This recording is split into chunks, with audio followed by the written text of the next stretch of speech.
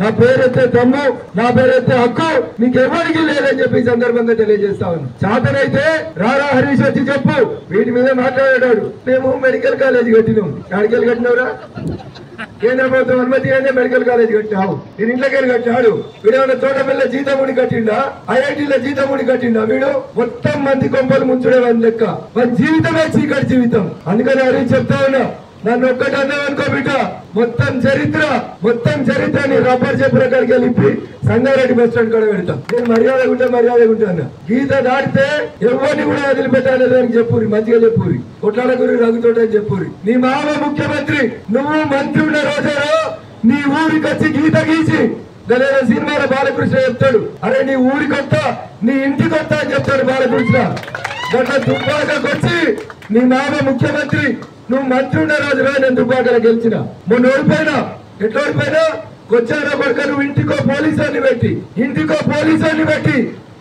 1000-2000 ఇచ్చి కాళ్ళు మొక్కి గెలిచిన వాళ్ళురా మీరు. తడిగుంటలు వేసుకొని వైకుంఠపురం వచ్చి ప్రమాణం చేయి, నా కొడుక నేను పైసలు వంచలేదని. రా, నువ్వు వస్తావని ప్రభాకర్ రెడ్డి వస్తాడా? నీకు ప్రజలు ఓట్లేయలేదు, నీ పైసలు ఓట్లు మరి గెలిచినావు. నువ్వు ఎందుకురా నన్ను గెలుపుతావు? రిజైన్ చేయాలా? ఈ ప్రభాకర్ రెడ్డి జగన్ నువ్వు చేయి.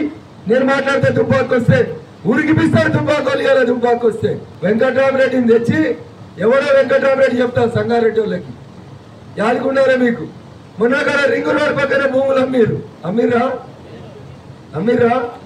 100 కోట్లకి ఎకరం కొన్నారు. ఎంతకు 100 కోట్లకి ఎకరం. ఎన్ని ఎకరాలు కొన్నారు? 10 ఎకరాలు కొన్నాడు. ఎన్ని కొన్నాడు? ఎన్ని పైసలు? 1000 కోట్లు. ఎవరైతే పైసలు?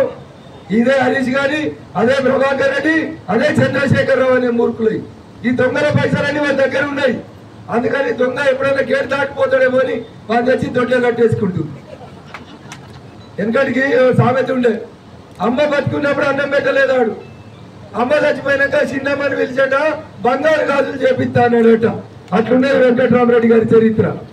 హరీష్ దేవుడు 100 కోట్లు ఇచ్చిండు కదా, మరి దేవుడు కాకపోతే ఏముంటాడు? దయ్యం అవుతాడా?